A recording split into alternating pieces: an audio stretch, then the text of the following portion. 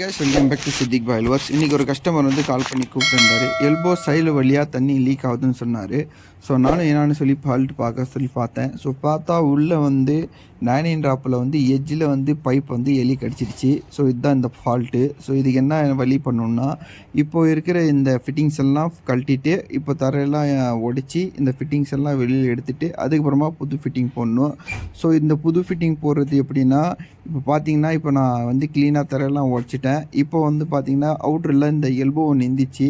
So இந்த elbow வழியாகவே நான் வந்து டோர் எல்போ புதுசாக போட்டு உள்ளே 9 ட்ராப் வச்சிடலான்னு சொல்லி பார்த்தேன்.